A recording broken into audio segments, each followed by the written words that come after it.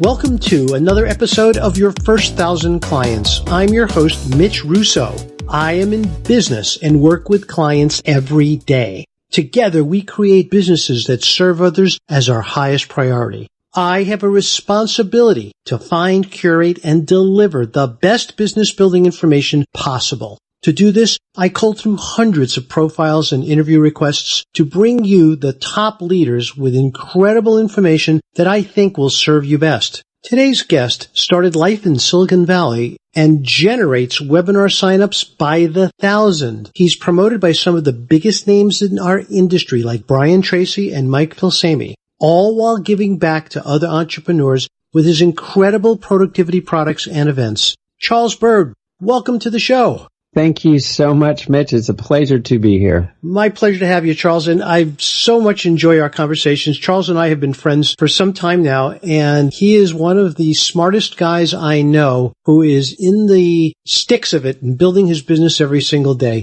So, hey, Charles, can you give us like a beginning? How did you get started in business? Can you tell us the story? You bet. Well, I guess going way back, it started with not being able to pick a degree to chase, so I got a business degree. So it started in school and learning that, and then went from school. I got a master's in information technology, worked in the Silicon Valley for 15 years. And interestingly enough, I had a few friends who started their own businesses, and it was the first time it dawned on me that my peer group could be successful entrepreneurs. And about the time they were buying their second homes in San Francisco, I thought, wait a minute, if they can do it, I can do it. And so I decided to leave the Silicon Valley, and I really wanted to change more people's lives for the better so that they can pursue their dreams and actually attain them. So chasing their goals and working in a very structured way to attain them, and also have a higher quality of life while they do it. So I dove in and decided to create my first product, a course that teaches entrepreneurs and professionals how to apply Evernote to their businesses and their lives. Since doing that, things have snowballed in a beautiful way to where we reach over 1 million people a year with our message, and we do that primarily through joint ventures with other leaders in the industry. Well, Charles, that's a fairly incredible story. I mean, someone to create their first course and to make it as successful as you did, that's accident. That takes some skill and it takes some work. And I know that you're here to share some of that with us. So what did you do to start to get the type of popularity that you were receiving and the type of promotions that you were able to achieve with others? Well, even before my Evernote course was completed, I figured out that building quality relationships with other entrepreneurs and professionals would get me further down the path. So I started going to events and finding Facebook groups where my new peer group were hanging out and exchanging information and ideas, and basically looking for the movers and shakers, people who are actually getting traction, sharing really valuable content, and reaching out and connecting with them. So if you're online and doing that, it's simply a matter of identifying which places online these folks are hanging out, liking and commenting back on their posts. And one of the biggest tricks of all here is listening. You listen to what people are trying to accomplish, and then you find ways to support them to meet their goals. And by doing so, for one, it feels good because you're helping people, and two, it builds a lot of goodwill. People liked being helped. Go figure. Go figure. Yeah, so relationship building has been fundamental to my strategy, and the overused but very true saying, it's who you know, not what you know, is a massive boon to growing a business quickly. And basically, by listening and connecting with people, showing up at events, putting the effort in, fly around the country or the world to learn and to share and speak, it opens all kinds of doors. So we can dig into that as deep as you'd like. Sure. Here's the thing I wanted to ask you about the course. You said it was your first course. How did you decide that that was the first course you were going to build? So whether scientific or not, this was the process. I listed out all the things that I'd be capable of creating a course on, things that were already proficiencies. And then I narrowed it down to the things I felt actually very strong at. And then ultimately, I just reflected on what tool or system has personally enabled my success both in the Silicon Valley as a director at a billion-dollar software company to starting my own business. And at the top of the list was Evernote. And I have very specific ways I use it and teach it beyond just simply how the tool works, but workflows that allow you to apply it to your business and your life so that you can have less stress, find what you need within 5 seconds. I call it your 5-second superpower. And so just reflecting on my own productivity, I thought, hey, this works so well for me. I want to enable other people to have this superpower. So I had this list of things, started crossing off the ones below, and I'm like, well, I've got to start somewhere, and this is a beautiful way to help people. So I dove in on that. I got certified by Evernote. I'm an Evernote certified consultant. Actually, just yesterday, Evernote invited me to their campus. I met with their CEO again. They had me do a Facebook Live for their audience, and we had thousands of people around the globe tuning in. So it's really morphed into pretty much beyond what I ever expected when I headed down the path. Of course. It seems in a sense like you become the spokesperson for Evernote in productivity, which is an amazing place to be. Wouldn't you agree? Yeah, definitely. And to be able to build a course that's impacted so many lives to the point, as you mentioned, working with people like Brian Tracy, I used to read his books and learn so much from him. And it's such an honor to have him share this message with his audience. Even his courses link to my courses inside, and working with partners like Eben Pagan and real titans in the productivity and business building space. And it's really based on passion and actually helping people, along with just being the kind of person you'd like to be when you work with others. It goes a long ways. Of course. And again, these are things that people really need to hear. It's so important that you be the people that others want to work with. I love the way you said that, Charles, and it's true. I know that in my case, if I'm going to be a good partner, I need to make sure that I am just like the type of partner I would like to work with. And I have pretty high standards, so I know what that feels like. The interesting thing to me, I keep dwelling on this because it's truly interesting, is you made a choice, you chose a course, you built a course, and you evolved it in the way that you have. Many other people choose courses too to build, and this doesn't happen. So there might have been a point where you have done some market research, where you thought about this in a way, and did you check in with other groups online, or how did you decide at the very end that, you know what, I think there's a market for this? Or was it literally a shot in the dark?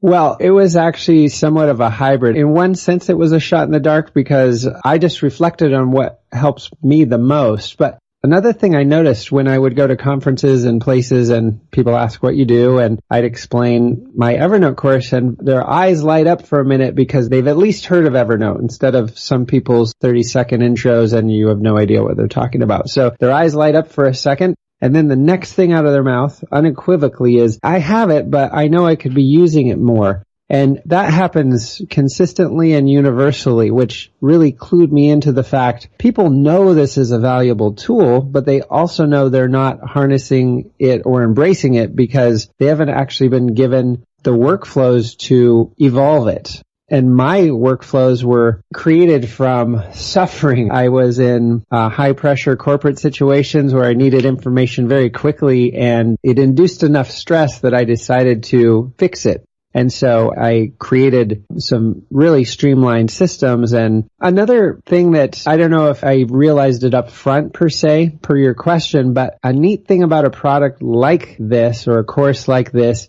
is it complements what everyone else is trying to do. If you have an audience of up-and-coming authors, or you have an audience of course builders or bloggers or whatever the topic, if they're more organized and they can find what they need when they need it, they know how to manage information, they're going to be better at doing those things. So it doesn't compete with other things, it complements them. And that's also been part of the success of being able to build partnerships across many different markets. And it's nice to not be competing with people when you're approaching them, you're actually helping them. Yes, of course. And here's the thing that I heard, and I don't know how much emphasis you placed on it, but to me it was like a brilliant thought that you had. Here's the thought. You basically said thousands, if not tens or hundreds of thousands, already have this tool, and you notice that not many people use it very well. That's, to me, a sign that, number one, there's a very large available market, and at the same time, there's not a competitor that would teach these people how to do what you already know how to do. So to me, that was like a huge thing. The fact that you caught that and you then decided that you were going to address it directly. That seemed like the factor that may have been, in my mind, the way that you were able to get out of the gate so quickly with a successful product. Yeah, I think so, because we always hear about these cool apps and then we'll go over and download them. And if we don't get traction with them quickly, they sit on your phone collecting virtual pixel dust, and you don't actually have Evernote on your phone. What you have is #Nevernote. And I want to help people move from that and actually get traction and get use out of the tool. And so sharing the system, it was fully invented for my own purposes to organize my life. And as it turns out, it helped thousands of other people because it's a pretty bulletproof way to manage information and find what you need. So trying to look for something that has a user base and there's an open need there, it did indeed turn out to be a good product to pick. Absolutely. It sure did. Listeners, we're listening to Charles Byrd. This conversation is about productivity and his success by carefully picking the right market and pursuing it. Everything we're saying today, every description of each product and process that you're about to hear will be on Charles' page on yourfirst1000clients.com, and you'll see Charles Byrd's page. Go there, and all the links that you need to access his product, to get his free giveaway, and everything else will be on that page. Now, Charles, let's continue here. I would like for you at this point to tell us what we could do on a daily basis to be more productive.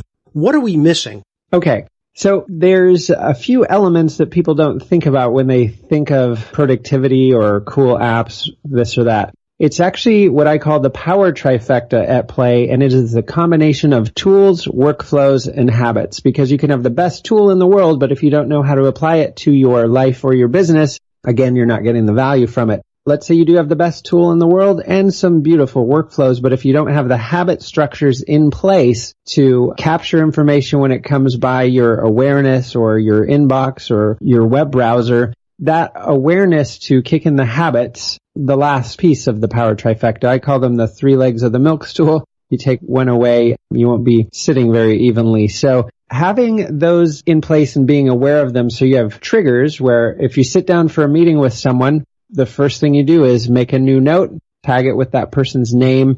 That way, later, you'll be able to pull that up and have no issue. The other part is having systems and routines for your day. And I've developed a template that I call Planning Your Perfect Today. I use it every day whenever I'm starting to feel like there's too many thoughts rattling around in my head. That's my cue. I'm like, I need to go to my today template. And I have a shortcut to it in Evernote. I will click on it, copy it, paste it to a new note. And it's got an area to get things off your brain. This is a getting things done concept where we have these ideas rattling around.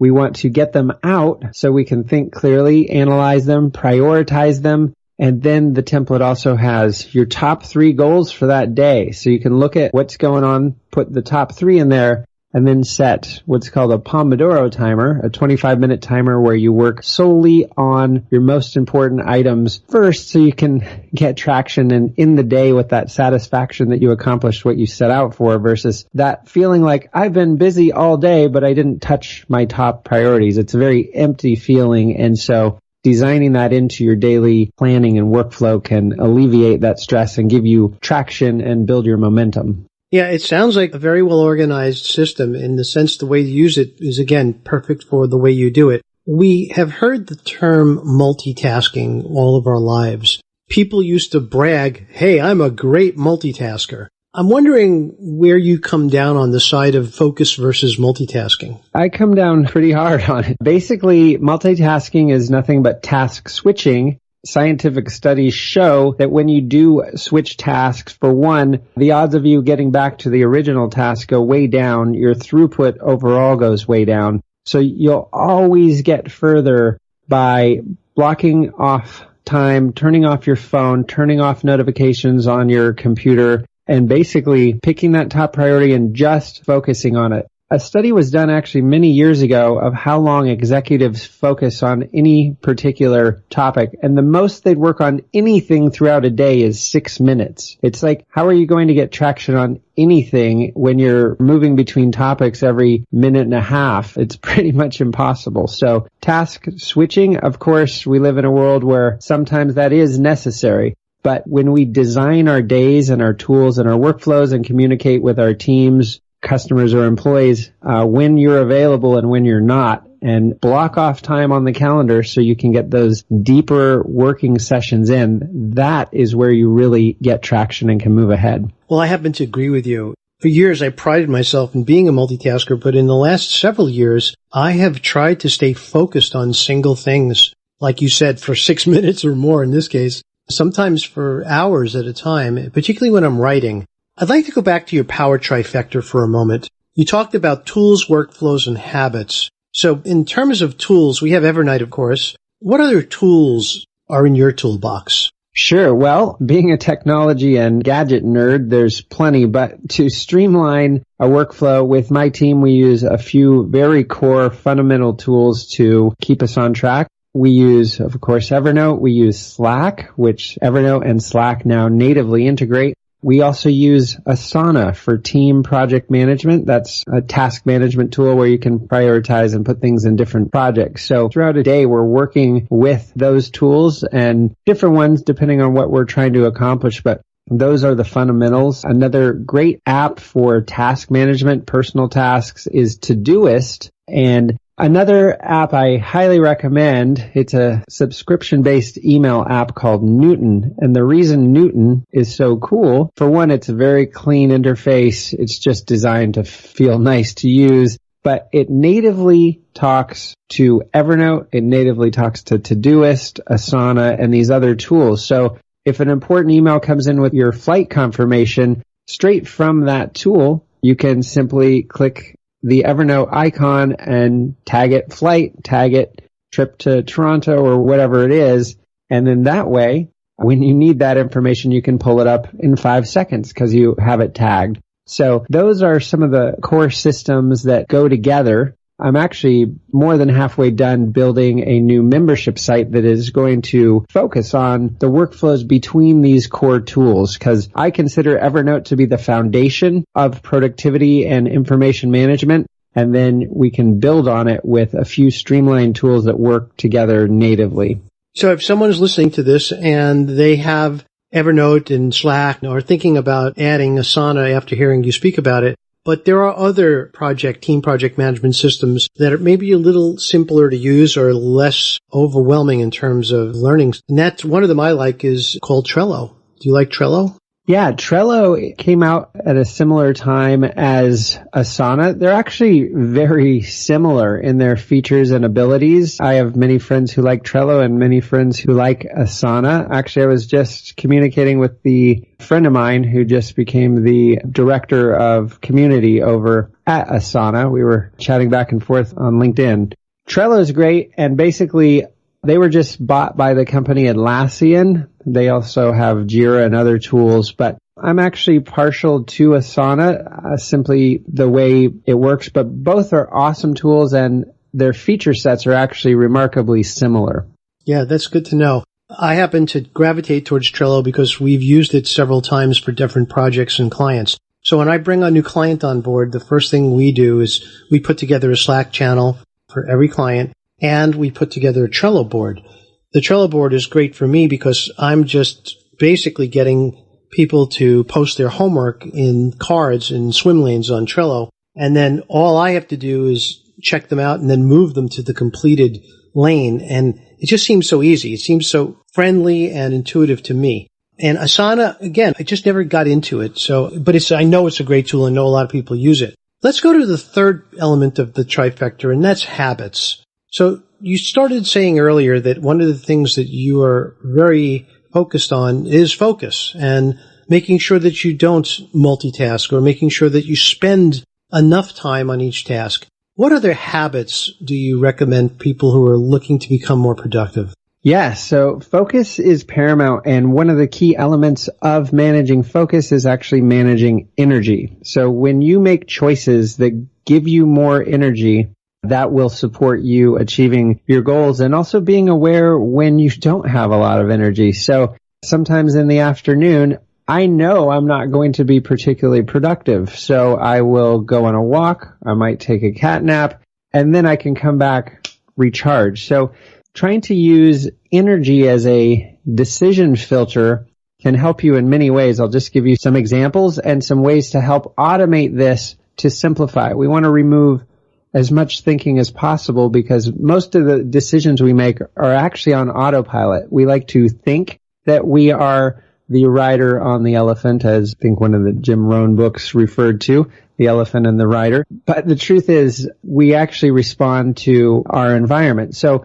for example, I'll give a fun automation tip that I use, and that is my house has many Amazon Alexas, and at 7:15 at night, they make an announcement to the house that it's time for the kids to start getting ready for bed. These are cues, and I also have Philips Hue lights in my house, and I have it set up with an automation through if this then that, so the lights all blink. And so my house reminds both the parents and the kids it's time to slip into the evening routine. The kids get ready, go brush their teeth and all of that. And so you can build in cues that empower you to get enough sleep. When you're choosing your food, choose the food that's actually going to give you the most energy, not necessarily the one that you may think will taste the best, because those little habits throughout parts of your life will enable you for success. Also stuff you've probably heard many times. If you want to go on a run in the morning, lay out your running clothes so you're not hunting around. Even for me, the smallest thing can throw me off. If there's something sitting on my treadmill, I might not get on it. I have a treadmill desk and I walk 5 miles a day. If something's on there, I might use that as a mental excuse not to get on there. Or before bed, I meditate for 5 minutes as part of my evening routine. And if there's clothes on the chair, I might not do it. So clearing the path to just make things easy. If that chair is open and inviting, I'm going to sit down and do it. And if the treadmill's clean and ready, when I walk in my office in the morning, I'll just jump on there for my first meeting. So it's designing an environment that builds toward your success. Well, again, it's something we both have in common. We both use those types of habits to keep our life regulated. And I'll tell you some of mine, Charles. I actually get up every morning at 6 a.m. or 6:10, and I immediately jump online with my development team in India. They're the folks who built the resultsbreakthrough.com system.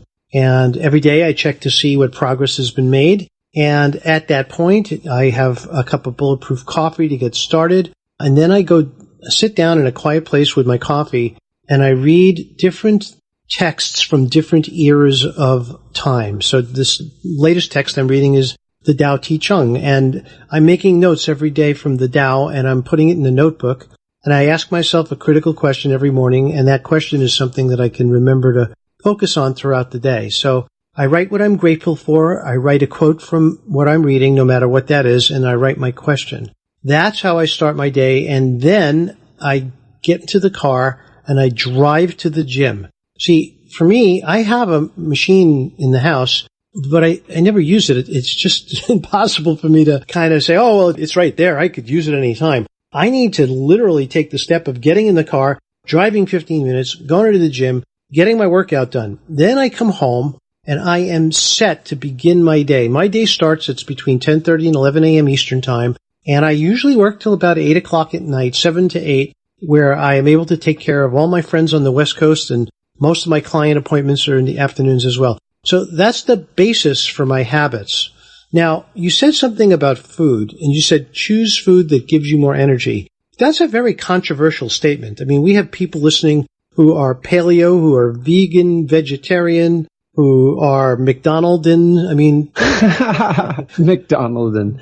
I mean, give me an idea of what you think the foods you choose. What type of foods do you guys choose? Okay, so I'm mostly vegan, although we do make organic pizza from time to time. But basically, and I know not everyone thinks this way or will agree with it, so that's fine with me, but like in the morning, I want a health shake, we have this organic food box that gets delivered, and I want kale, collard greens, whatever. The greener and healthier, the better. And then throw in some blueberries. We have a Vitamix shake blender. And throw that stuff in, and your body just sings when you do that. And so I always default to the healthiest food I can find. And this is not meant to brag. It's meant to make a point. I basically weigh what I did in high school. And I never have to struggle with certain things where someone might say, I want to lose 10 or 15 pounds, and that's great. But if you have a diet that makes it so you never have to try, because it's just part of how you live, life's easier. And so it's about the little choices and the routines on the way that become normal for you, because so many of us struggle with influxes and then they're doing cleanses or this or that. My opinion is, instead of setting a goal and then dropping down and hitting it, and then you go back to, quote, normal, which evolves the same problem that happened the first time, why not design a lifestyle that omits you from those problems and you can just not even think about it anymore? You have a way to maintain your ideal. Sounds like the power trifecta here is the way to go. And I love the habits that you've developed, and I'm a big believer in all three of your trifecta items. So we're definitely on target with that. Let's switch gears for a second, Charles. I have a couple of questions I want to ask you, and these are the questions that I believe really help my listeners get to know you better. So here's the first question.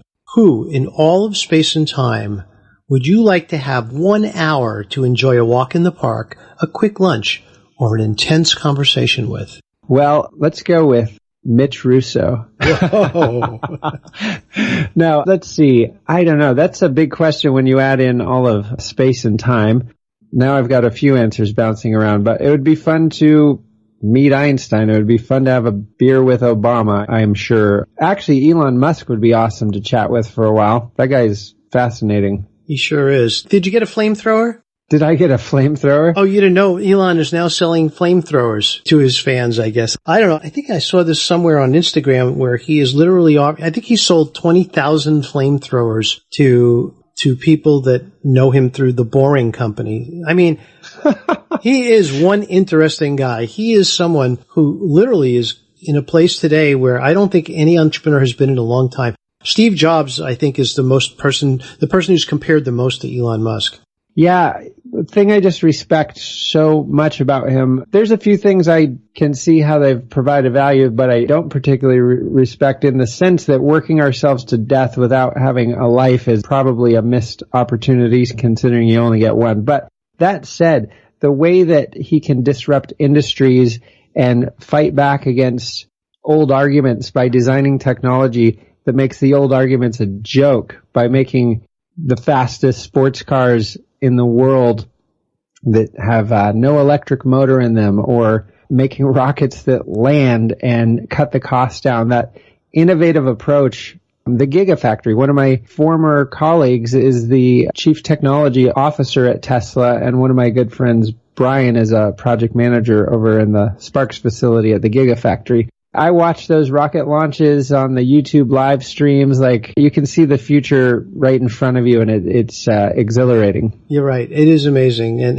I am a big fan of Elon's as well. So here's the grand finale question. This is the change the world question. So you ready? Mm-hmm. So what is it that you are doing or would like to do that truly has the potential to literally change the world? Well, I chased the concept of bringing productivity to people because of a personal story about my mom, and I'll keep it brief, but basically she's a busy professional in the healthcare industry as a OB nurse. One day she called and said she'd been in a minor car accident the day before because she thought she was pressing the brake, but she wasn't. And then that day she was reaching for a fork and kept physically missing it by 6 inches. So they took her to the hospital and found she had 2 stage 4 brain tumors and was going into brain surgery that night. And the process of going through that, which was very surreal, it really solidified to me that if we have things we want to accomplish in life, this is our time to do it. There's no time for the sidelines. Of course, there's time to regroup and recharge, but this is our time to accomplish what we're here to accomplish, and we want a high quality of life while we do it. So I think by empowering people to be more productive in meeting their goals, for one, it will make the world a better place. Two, it will give them more life satisfaction. Three, it will provide a better life for their family. And in caring for my mom for the last year of her life, it really crystallized for me. And that was one of the reasons I decided to, instead of reach 6,000 people at a billion-dollar software company with my training, now I reach over 1 million people a year, and I can make a lot bigger impact. So I think streamlining a path to people's success with productivity tools and concepts will make the world a better place, and already has. And I completely agree. That's a great answer, and I think the message here is very clear, guys. If you're listening to this and you've been on the fence about really moving forward and starting a business or taking your business to the next level, my suggestion and Charles' suggestion is do it now. Don't wait. The time is now. You never know what tomorrow brings, and no matter what tomorrow brings, never be in a place of regret about how you spent today. So Charles Byrd, you have been such a great guest today, and you've shared so much incredible wisdom with us. I want to thank you for being here. It's been a pleasure. Thanks so much for having me, Mitch. I always enjoy our time together. I can't wait until we get a chance to talk again soon, Charles. All right. Well, thanks for having me. If you've ever struggled with completing training programs you purchased, finishing courses, or with your own business goals, you're going to love what I'm about to share with you. I have built a system where you can find your perfect accountability partner, just like Match.com, but for entrepreneurs. In fact, it not only matches you, but guides you through live accountability sessions with carefully crafted questions, which you select for yourself. And it includes exclusive membership in a private Facebook group that holds weekly masterclasses to help you grow. For listeners of my show, I want you to experience it for free. All you have to do is go to resultsbreakthrough.com and enter your event code, WINNER, WINNER, all caps, and you will get unlimited access free for 30 days. If you love it, then continue at a very low cost. So go ahead and try it for yourself and see why every great teacher from Zig Ziglar, Brian Tracy, Tony Robbins, and Daniel Pink have all recommended getting an accountability partner. Try it now for free. You've been listening to Your First 1,000 Clients with your host, Mitch Russo. Go to www.yourfirst1000clients.com for a free guide on how to get 1,000 of your own clients. And if you like this episode, please go to iTunes and subscribe, rate, and review.